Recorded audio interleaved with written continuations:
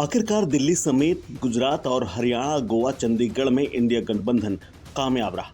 आम आदमी पार्टी और कांग्रेस गठबंधन के बीच राज्यों में सीटों पर सहमति बन गई।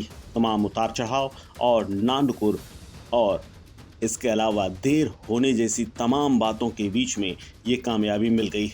दिल्ली में हुई आप और कांग्रेस की बैठक के बाद सीटों का बंटवारा हो गया। आप दिल्ली की 4 सीटों पर लोकसभा चुनाव लड़ेगी, जबकि 3 पर कांग्रेस पार्टी लड़ेगी।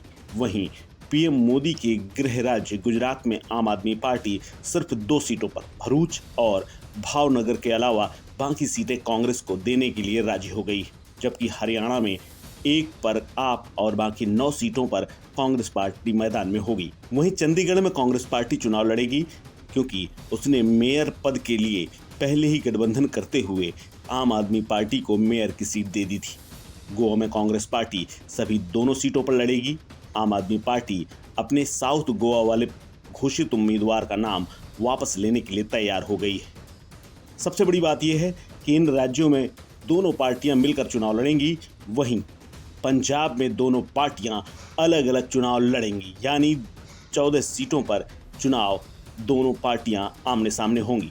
दिल्ली में प्रेस कॉन्फ्रेंस करते हुए दोनों पार्टियों के नेताओं ने संयुक्त रूप से अपनी सहमति जता दी है और मीडिया को जानकारी दे दी है। दिल्ली लोकसभा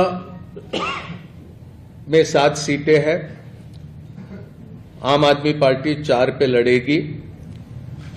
वो 4 सीटें नई दिल्ली, वेस्ट दिल्ली, साउथ दिल्ली और ईस्ट दिल्ली। कांग्रेस पार्टी 3 सीटों पर दिल्ली में चुनाव लड़ेगी, चांदनी चौक, नॉर्थ ईस्ट और नॉर्थ वेस्ट।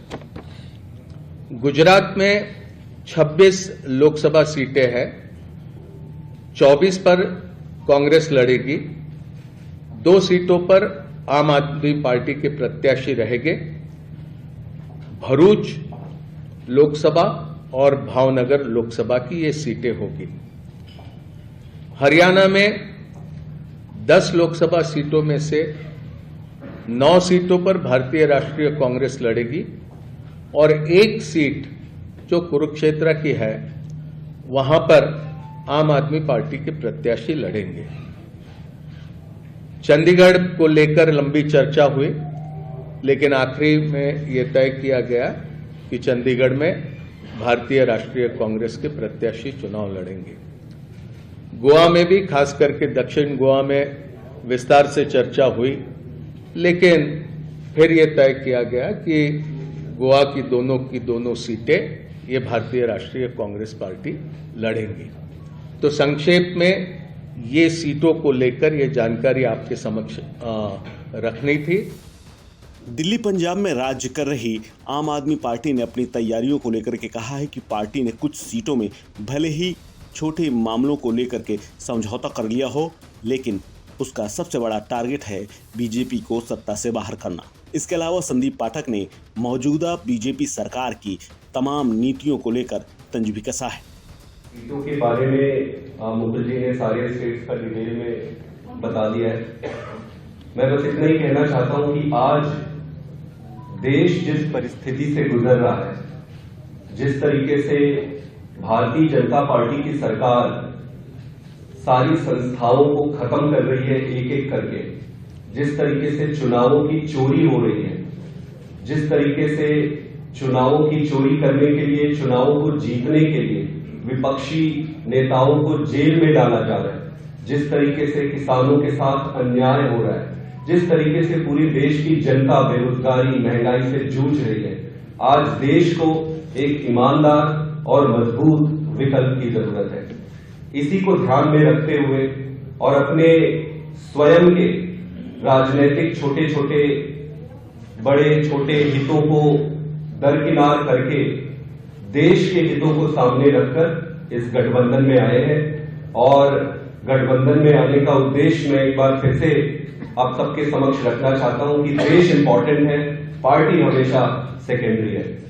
इस चुनाव को हम इस तरीके से नहीं लड़ेंगे कि ये कांग्रेस यहां से लड़ेगी, आम आदमी पार्टी यहां से लड़ेगी। इस चुनाव को इंडिया लड़ेगी।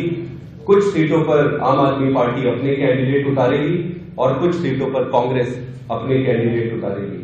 मेरा ये मानना है कि भारतीय जनता पार्टी के जो कैलकुलेशन और जो भी इन्होंने अपनी रणनीति बनाई थी वो सारा इस अलायंस के बाद से उलटफेर हो जाएगा और देश की जनता के साथ मिलकर ये चुनाव लड़ेंगे। बता दें कि कई राज्यों में झटका खाने और इंडिया अलायंस के टूटने के बीच कांग्रेस पार्टी ने भी कई बड़े त्याग किए हैं। वहीं आपके साथ पंजाब में आमने सामने होने के सवाल पर दोनों पार्टियों ने तर्क दिया कि वहां की परिस्थितियां अलग हैं, इसीलिए दोनों पार्टियां आमने सामने होंगी। इस खबर में फिलहाल इतना ही। अपडेट्स के लिए बने रहिए वन इंडिया हिंदी के साथ।